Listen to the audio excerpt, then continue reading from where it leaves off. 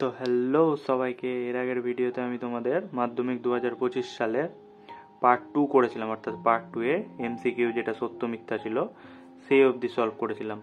আজকে তারপর থেকে স্টার্ট করব, অর্থাৎ যে চারের কোশ্চেনগুলো রয়েছে সেই চারের কোশ্চেনগুলো স্টার্ট করব। তো চলো দেখে নেওয়া যাক কি বলেছে। চারের 1 নাম্বার বলেছে বার্ষিক সরল সুদের হার 5.5% থেকে কমে 4.5% হলে এক ব্যক্তির প্রাপ্য বার্ষিক সুদ 250 টাকা কম হয়, তাহলে মূলধন কত ছিল। অর্থাৎ বলেছে একটা ব্যক্তি ছিল, তার কিছুটা পরিমাণ একটা প্রিন্সিপাল বা মূলধন ছিল। যখন সে 5.5% রেট পেত, ঠিক আছে, তখন তার একটা ইন্টারেস্ট ছিল। আবার সেই ইন্টারেস্টটা কমে নাকি 4.5 হয়ে গেছে, তার মানে কমে গেছে, তার মানে সুদের পরিমাণটাও কি কমে যাবে। তার মানে 5.5% যখন রেট ছিল তখন যা সুদ পাচ্ছিল, তারপরে 4.5% হয়ে যাওয়ার পর তখন যেটা সুদ পাবে, তাদের মধ্যে ডিফারেন্সটা নাকি কত বলেছে, 250 টাকা, মানে 1 বছরে। তাহলে তার মূলধনটা কত ছিল সেটা জানতে চেয়েছে। তো আগে ধরে নিলাম তার মূলধন ছিল পি টাকা, আর বার্ষিক সরল সুদের হার যখন 5.5%, তখন 1 বছরের ক্ষেত্রে মোট সুদ কি পেত, P R T by 100। Then P এর ভ্যালু পি থাকলো, আর এর ভ্যালু 5.5, আর টি এর ভ্যালু যেহেতু বার্ষিক 1/100, তাহলে এখান থেকে চলে আসছে আমাদের 5.5 পি বাই 100। এবার বার্ষিক সরল সুদের হার যখন 5.5% থেকে কমে 4.5 হয়ে গেছে, তখন 1 বছরের সুদটা কত সেটা বের করে নেব। তাহলে তখন 1 বছরের ক্ষেত্রে সুদ হচ্ছে পি ইন্টু আর, আর বলতে 4.5 ইন্টু 1/100, অর্থাৎ 4.5 পি বাই 100। এবার 2 বছরের মোট মানে 5.5 রেটে যখন রেট ছিল তখন সুদ পাচ্ছিল এটা, আর যখন 4.5 হয়ে গেছে তখন সুদ পাচ্ছে এটা। এবার এদের দুজনের মধ্যে ডিফারেন্স কত আমাকে বলে দিয়েছে, 250। তাহলে প্রশ্নানুসারে এদের মধ্যে ডিফারেন্সটা 250। এবার লসাগু হলো 100। দেন 5.5 পি মাইনাস 4.5 পি বাই 100 সমান 250। এবার 5.5 থেকে 4.5 বাদ মানে 1, অর্থাৎ পি বাই 100 সমান 250। তাহলে কোনাকুনি গুণ করে দিলে পি এর মানটা পেয়ে যাচ্ছি আমি 25,000 টাকা। অর্থাৎ যে ব্যক্তিটার মূলধন ছিল কত টাকা, কোনো একটা ব্যক্তি বা ব্যবসায়ী যাই হোক না কেন, তার মূলধন ছিল 25,000 টাকা। তারপরে 2 নম্বরটা বলেছে কোনো ব্যবসায়ী এ ও বি এর মূলধনের অনুপাত 3:2, লাভের 5% দান করার পর বি এর লাভ 798 টাকা হলে মোট লাভ কত। অর্থাৎ কোনো একটা ব্যবসায় ছিল, ব্যবসায়ী এ আর বি এর মূলধন কি দিয়ে দিয়েছে আমাকে, 3:2। এবার তারা কি করেছে নাকি যা লাভ ছিল সেই লাভে নাকি 5% দান করে দিয়েছে, ঠিক আছে। এবার 5% দান করার পর কিছুটা পরিমাণ টাকাটা একটা অবশিষ্ট লাভটা পড়ে রইল। এবার ওই অবশিষ্ট লাভের নাকি মধ্যে বি কত টাকা লাভ পাচ্ছে, 798 টাকা। তাহলে জানতে চেয়েছে আমার মোট লাভের পরিমাণটা কত। তার মানে আমি ধরে নিব এ আর বি এর মূলধনের অনুপাত 3:2, আর মোট লাভ হয়েছিল এক্স টাকা। তাহলে বি এর লাভ কত হচ্ছে, এক্স ইন্টু 2 বাই নিজেদের যোগফল 2x/5। আবার বি তার লাভের 2x/5 টাকার মধ্যে 5% কি করে দিয়েছে নাকি দান করে দিয়েছে, অর্থাৎ তার যে লাভ ছিল অর্থাৎ 2x/5, তার থেকে আবার 5% দান করায় কত থাকছে আমাদের 38x/100। এবার এটার মানই আমাকে কত বলে দিয়েছে, 798। দেন এখান থেকে সিম্পলিফাই করে এক্স এর মান চলে আসছে আমাদের 2100 টাকা। তারপরে 3 নম্বরটা কি বলেছে, x/2 y/3 সমান z/4 হলে 3x + 4y + 8z by x + 3y এর মান কত হবে। এটা আছে তোমাদের অনুপাত চ্যাপ্টার থেকে। তো বলে দিয়েছে x/2 সমান y/3 সমান z/4 সমান 3x + 4y + 8z by x + 3y হলে এর মান কত। তার মানে আমি এইটুকুটা সমান কে ধরে নিলাম। তাহলে x/2 সমান y/3 সমান z/4 সমান কে। এখানে কে হচ্ছে ভেদ ধ্রুবক বা নট ইকুয়াল টু 0, কে এর মান ধ্রুবক। এবার কোনাকুনি যদি গুণ করি তাহলে x এর মান চলে আসছে 2k, y এর মান 3k, আর z এর মান 4k। তাহলে x y z এর ভ্যালু তিনটা পেয়ে গেলাম। এবার যেটার মান বের করতে দিয়েছে সেটা 2k নিলাম। এবার সেই সমস্ত জায়গায় x y z এর জায়গায় তাহলে ভ্যালুগুলো পুট করি। তাহলে 3 ইন্টু x এর মান আছে 2k বসিয়ে দিলাম, প্লাস 4 ইন্টু y এর মান আছে 3k বসিয়ে দিলাম, প্লাস 8 ইন্টু z এর মান আছে 4k বসিয়ে দিলাম, বাই নিচে x মানে 2k প্লাস 3 ইন্টু y মানে 3k। দেন এখান থেকে সিম্পলিফাই করে আসছে আমাদের, যোগ করে উপরে আসছে 50কে আর নিচে আসছে যোগ করে 11কে, তাহলে কে কেটে গেল, তাহলে মানটা কত চলে আসছে আমাদের 50/11। তারপরে নেক্সট 4 নাম্বারটা বলেছে এক্স সমানুপাতিক √y এবং y সমান a² হলে a² যদি x সমান 2a হয় তাহলে x² এর মান কত হবে। তো কি দিয়ে দিয়েছে, x সমানুপাতিক √y দিয়েছে। এবার যদি আমরা সমানুপাতিক তুলি তাহলে একটা সমান আর একটা ধ্রুবক আছে যেটাকে বলি ভেদ ধ্রুবক, আর এই ভেদ ধ্রুবকের মানটা কখনো 0 হতে পারে না, লিখে নিলাম। এবার বলেছে যখন আমার x এর মান নাকি, যখন y এর মান নাকি a² আর তখন x এর মান নাকি 2a, তাহলে এটা লিখলাম যখন y সমান a² আর x সমান 2a, তাহলে ভ্যালুটা এখানে পুট করে দিচ্ছি, y এর জায়গায় a² পুট করবো আর x এর জায়গায় 2a পুট করবো, তাহলে বসালাম। তাহলে 2a সমান k, এবার √a² মানে কত a, তাহলে বোথ সাইড থেকে a কেটে যাচ্ছে, তাহলে k এর মান কত চলে আসছে 2। এখান থেকে k এর ভ্যালুটা আমি পেয়ে গেলাম। এবার k এর ভ্যালুটা যেই পেয়ে গেলাম, এই যে 1 নম্বর এই সমীকরণটা ছিল এই জায়গাটায় k এর মানটা খালি বসিয়ে দিচ্ছি, তাহলে x সমান k√y আছে, তাহলে k এর জায়গায় 2 বসিয়ে দিলাম, তাহলে কি থাকছে x সমান 2√y। এবার আমি বোথ সাইডে স্কোয়ার করছি, তাহলে x² সমান 2√y তার হোল স্কোয়ার, তাহলে x² সমান 2 এর স্কোয়ার 4 আর √y তার স্কোয়ার মানে কত y। এবার এই yটা গুণ ছিল, এই yটাকে এই সাইডে ভাগ করে দিলাম, তাহলে x²/y সমান কি থাকলো 4, অর্থাৎ 4/a, তাহলে x²=y এর মান কত আছে 4:1, আর এটাই আমাদের কাছে জানতে চেয়েছিল। তারপরে নেক্সট 6 নাম্বারটা কি বলেছে, 5 নাম্বারটা বলেছে দুটি সদৃশ ত্রিভুজের পরিসীমা যথাক্রমে 27 সেমি এবং 16 সেমি। প্রথম ত্রিভুজের একটি বাহুর দৈর্ঘ্য 9 সেমি হলে দ্বিতীয় ত্রিভুজের অনুরূপ বাহুর দৈর্ঘ্য কত হবে তা হিসাব করে লিখি। অর্থাৎ দুটো একটা সদৃশ ত্রিভুজ দিয়েছে দুটো, তার মানে ধরে নিলাম যদি আমার এ বি সি আর একটা আছে ডি ই এফ, দুটো সদৃশ ত্রিভুজ ধরে নিলাম। এবার সদৃশ ত্রিভুজের পরিসীমা মানে এই ত্রিভুজের পরিসীমা বলতে A B plus BC plus AC, এই ত্রিভুজের পরিসীমা নাকি বলেছে 27 আর এই ত্রিভুজের পরিসীমা নাকি বলেছে 16 সেমি, দুজনের পরিসীমা অর্থাৎ বাহু তিনটার যোগফল। আর যে কোনো ত্রিভুজের, এই ত্রিভুজের ধরলাম যে কোনো একটা বাহুর দৈর্ঘ্য 9 বলেছে, তাহলে এই ত্রিভুজেরই অনুরূপ বাহুটা মানে এখানকার যেটা সদৃশ ত্রিভুজ তার যে অনুরূপ বাহু অর্থাৎ ডি বাহুর তার দৈর্ঘ্য কত হবে। তাহলে আমরা কি জানি, দুটো ত্রিভুজ যদি সিমিলার হয় অর্থাৎ সদৃশ হয় তাহলে হয় নাকি তাদের পরিসীমার অনুপাত, অর্থাৎ বড় ত্রিভুজের আর এই ত্রিভুজের পরিসীমা সেটা নাকি তাদের অনুরূপ বাহুগুলোর অনুপাতের সাথে সমান, অর্থাৎ 9 এর সাথে ডি।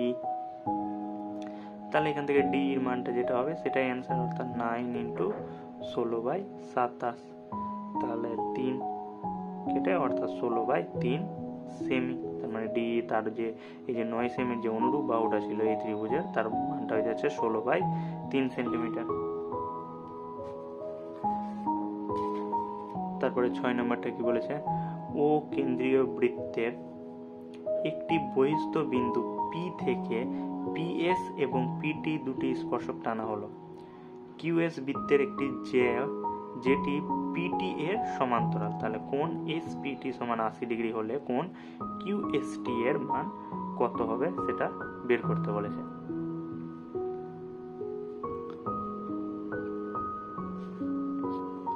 তাহলে যদি আমি একটা ছবি আঁকি তাহলে বলেছে ও কেন্দ্রীয় একটা,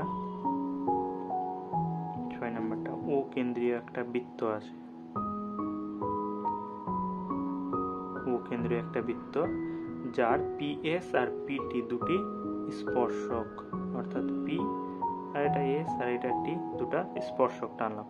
এবার কিউএস হচ্ছে নাকি বৃত্তের একটি জে, তার মানে এটা ধরে নিলাম কিউএস আছে, এটাকে কিউএসটা হয়ে যাচ্ছে একটা বৃত্তের জে। আর পিটি, এই যে পিটি বাহুর যেটা সমান্তরাল হবে, আচ্ছা একটু ভুল হলো মানে ছবিটা এই দেখুন,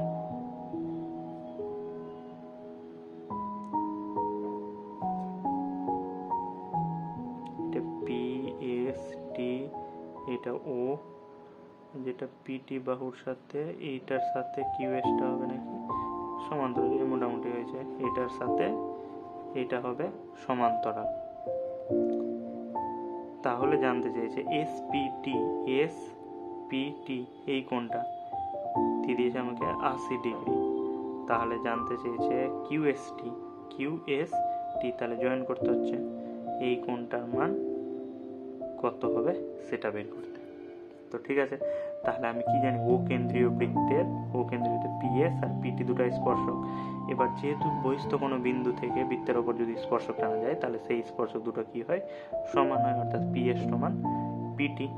এবার ত্রিভুজ পিএসটি থেকে আমি কি দেখতে পাচ্ছি, ত্রিভুজের পিএসটি থেকে কোণ এস প্লাস কোণ টি প্লাস কোণ পি তিনজনের যোগফল কত, 180 ডিগ্রি। ত্রিভুজ পিএসটি থেকে, কারণ ত্রিভুজের তিনটা কোণের সমষ্টি এটা প্লাস এটা প্লাস এটা হয় 180 ডিগ্রি। তার মধ্যে আমাদের পি কোণটা কত বলে দিয়েছে নাকি 80 ডিগ্রি। তাহলে কোণ এস প্লাস কোণ টি প্লাস পি এর মান 80 ডিগ্রি বলে দিয়েছে, তার মানে এটা সমান 180 ডিগ্রি। তাহলে কোণ এস প্লাস কোণ টি এর মান কত হয়ে যাচ্ছে, দুজনের যোগফল 100, অর্থাৎ এই কোণ আর এই কোণ যদি যোগ করি তাহলে পাবো নাকি 100 ডিগ্রি। ঠিক আছে, এবার আবার কি জানি আমরা, এই বাহু আর এই বাহু ত্রিভুজের পরস্পর কি সমান।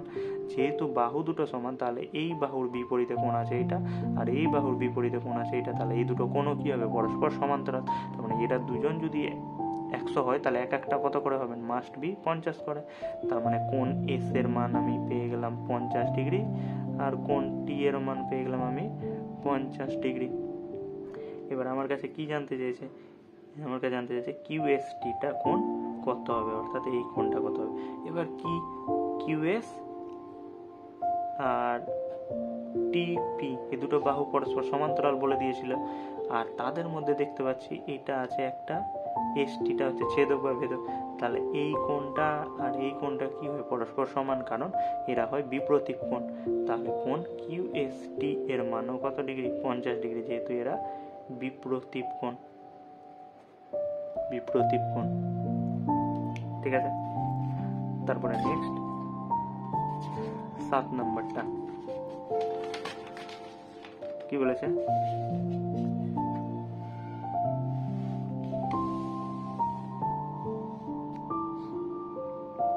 বলেছে ABCD আয়তক্ষেত্রের অভ্যন্তরে ও বিন্দু এমন ভাবে অবস্থিত যে OB সমান 6 সেমি, OD সমান 8 সেমি এবং OA সমান 5 সেমি হলে OC এর দৈর্ঘ্য কত হবে তা নির্ণয় করো। তাহলে যদি দেখি আমরা, মানে ABCD হচ্ছে একটা আয়তক্ষেত্র, ABCD একটা আয়তক্ষেত্র, আর ও এখানে কোনো একটা বিন্দু, এমন ভাবে অবস্থিত বিন্দু যাতে করে এই AO এই বাহুটার দৈর্ঘ্য হয় 5 সেমি বলেছে। OD বলতে এই যে জয়েন করলাম, এই বাহুটার দৈর্ঘ্য 8 সেমি, আর OA 5 সেমি আর OB 6 সেমি, এখান থেকে এই বাহুটা 6 সেমি। তাহলে জানতে চেয়েছে আমার OC বাহুর দৈর্ঘ্যটা কত হবে। যেহেতু ও যে কোনো একটা বিন্দু, তাহলে এই ক্ষেত্রে কি ফর্মুলা হয় নাকি আমাদের OA square plus OC square সমান OB স্কোয়ার প্লাস OD তার স্কোয়ার, অর্থাৎ OA এর মান কত বলেছে 5 এর স্কোয়ার প্লাস OC এর মান জানি না, যেটা বের করতে চেয়েছে। OB এর মান বলে দিয়েছে 6 আর OD এর মান বলেছে 8, তাহলে 5 এর স্কোয়ার কত 25 প্লাস OC এর স্কোয়ার সমান 36 প্লাস 64।